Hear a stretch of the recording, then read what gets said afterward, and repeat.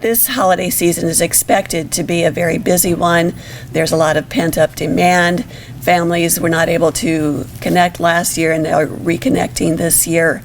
And the TSA is estimating a 20 million passengers flying for the holiday season. So it's expected to be a busy holiday season. Typically, the Thanksgiving rush begins on Friday, the Friday before Thanksgiving, but it appears to be starting today, boosted by the start of the Allegiant's Orlando nonstop service. Tomorrow will be one of the busiest days, not only because of Thanksgiving, but also because Allegiant starts our new Tampa-St. Pete service. So we expect to have close to 2,900 passengers flying out on Friday, tomorrow, as well as the Wednesday before Thanksgiving and the Sunday after Thanksgiving. Those will be the busiest days. On Wednesday and on Sunday, there are over 3,000 seats scheduled, more on Sunday actually, so those will be the busiest days. This is getting close to the numbers that we saw in over Thanksgiving in 2019, where we had close to 3,000 passengers. So this is really good news. So if you are traveling, better pack your patience. The busiest times at the checkpoint will be between 3:30 a.m. and 7:30 a.m. There are 9 flights with over 900 seats scheduled. And then also between 8:30 a.m. and 1:30 p.m., where we have 11 flights scheduled with over about 1,200 seats. So if you haven't booked a flight yet and still plan on traveling for the holidays, the fares are going to be high, but the lower fares are going to be on the day of the holiday, so Thanksgiving Day or Christmas Day. The flights will be a little cheaper, but there are going to be fewer flights on those days. So we have prepared some tips for you to ease the hassle of travel. Please arrive 2 hours before your departure time to allow time for parking and getting checked in and secured through the security checkpoint. Face masks are required by federal law while you're in the terminal, while you're in the parking shuttle, and while you're on the airplane. This year we are offering a 25% discount in the park and ride lot. Instead of paying $8 a day, the fare will be $6 a day. This discount is available for anyone entering the park and ride lot from November 19th through January 2nd. Federal law prohibits parking and waiting in front of the terminal. You can stop there and quickly pick up people or drop off people, but that's it. And that is being patrolled. If you park and wait, you could be ticketed. We ask that you use the cell phone lot if you're waiting to pick up passengers. If your flight is canceled, do not come to the airport. Call the airline to rebook.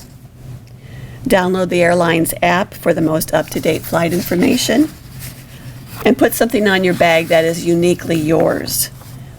If you book basic economy, check your airline requirements to see what you can carry on board. Each airline is different.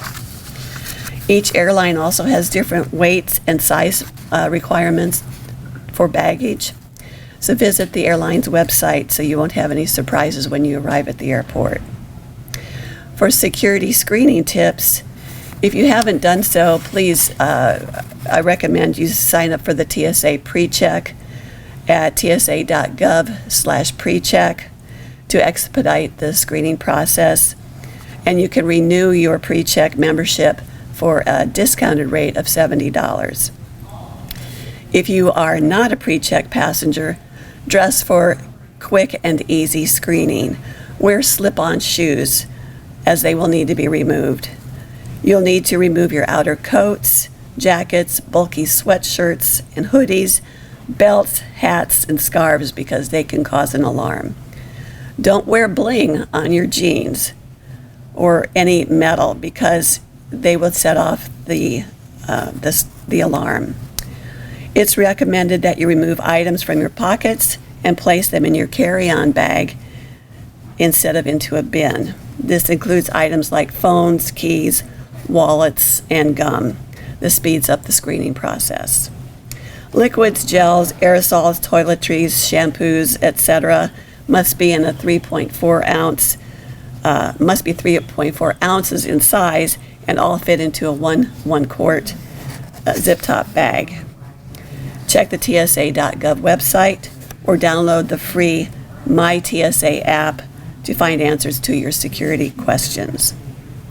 When travelers approach the podium, the document checking podium, they will be asked to scan their boarding pass, electronic or paper, to reduce a touch point. They'll also be asked to remove their masks for a few seconds so that the officer can match the individual's face to the photo on their ID. TSA officers will be changing their gloves between each pat-down and between each bag search. Travelers may request that the TSA officer put on a new pair of gloves at any time. The TSA officers also will be using a fresh swab for each passenger when testing for possible explosive material.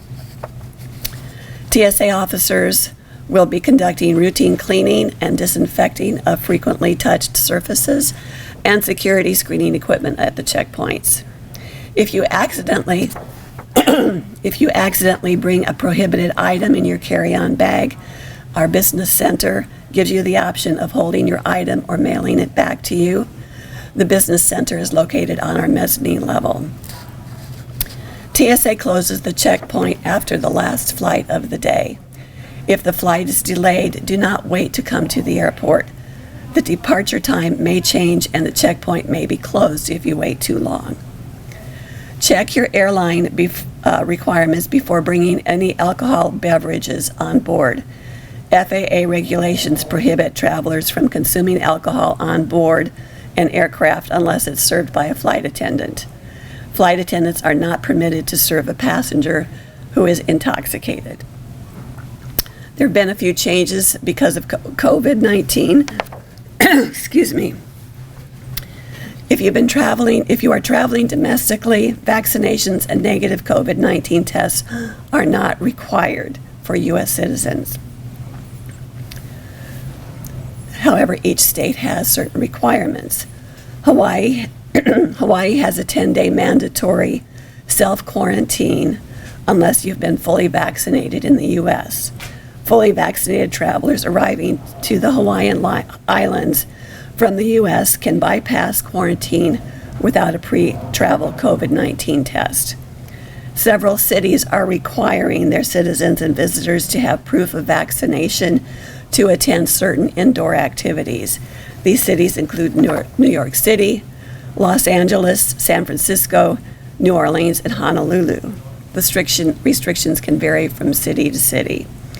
If you are traveling internationally, make sure you check your destination's COVID requirements and restrictions first. Countries may have their own entry and exit requirements. When returning to the U.S. from a foreign country, you will need to get a COVID-19 viral test, regardless of vaccination status, before you travel by air into the United States. You must show your negative result to the airline before you board your flight. If you are fully vaccinated, the viral test must be conducted on a sample taken no more than 3 days before the flight's departure from a foreign country if you show proof of being fully vaccinated against COVID-19. If you are not fully vaccinated, the viral test must be conducted on a sample taken no more than 1 day before the flight's departure from a foreign country. You will find a lot of travel tips and links to pertinent COVID travel information on flywichita.com. I would be happy to take your questions. Are you looking at any similar passenger numbers for Christmas and New Year's looking forward? It's a bit early to tell. The Thanksgiving travel is more confined to fewer days, whereas the Christmas travel is spread out. So there usually are not as many passengers on certain days, just because there are more options for Christmas and New Year's travel. It's kind of early to tell, but from what the airlines have been reporting, the holiday bookings, Thanksgiving, Christmas, have been booking very well. So I expect a good season, but I don't know that we'll have the rush on specific days like we do for Thanksgiving. Sorry, go ahead. How is staffing at the airport in terms of TSA? I know some airports Yeah. have trouble with staffing issues and whatnot. TSA is fully staffed, so we're in good shape here. I was just going to ask how you were feeling about going into the season with your staff that you have here. Yeah, I do know that the airlines are hiring here as well as everywhere, and they're making progress. American Southwest has been very busy about hiring people. But of course, it takes time to get those employees trained, but they're making good progress. I think that the airlines are expecting by first quarter into second quarter, they'll be in really good shape. What the airlines have done to avoid lots of problems for the holiday season is they have reduced some flights so that they could manage their staffing. Can you talk about the new flights starting today and tomorrow? How is that going to impact traffic and the economy locally, opportunities for travelers? Today, Allegiant begins their Orlando-Sanford seasonal service. It's a resumption of service because it's not new. It has started in May in the past, but they're starting it early this year. So it is expected to be a longer season. And then tomorrow, the Tampa-St. Pete service begins. That will be year-round service. That will be twice a week. So that supports jobs here. It supports our concessions, our parking. So it's very welcome news. People love to go to Florida, so these are popular destinations. And they, right now, it looks like today's flight is pretty full, and tomorrow's flight is going to be pretty full as well. And the Destin flight? Is Destin is a resumption of seasonal service that comes back in March. And I do know that Allegiant is building their own terminal in Destin, and that's supposed to be open in April. I know that Destin had a lot of problems this past year because a lot of airlines started service to Destin, and small airport, they just had problems with handling all that capacity. So by April, it should be a much better situation.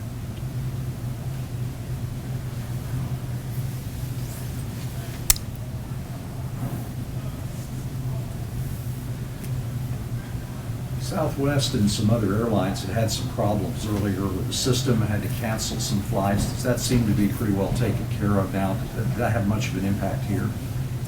We had a couple of cancellations on Southwest. So what happens when there's a weather occurrence wherever it is in the system, that causes delays. And because of the shorter flight crews, flight crews time out. And if they don't have enough crew members to fill in for those crews that time out, then they have to cancel flights. And that's what you saw happen to Southwest, and it happened to American as well. So it does affect throughout the system. They have, Southwest said they have reduced some flights so that they can avoid that problem. I think some of the airlines are offering incentives to work the holidays, and so they're making some good efforts to avoid those problems again. So I guess we'll just have to wait and see. Of course, when you're traveling in the wintertime, there are going to be winter weather delays and cancellations. So, you just have to be prepared.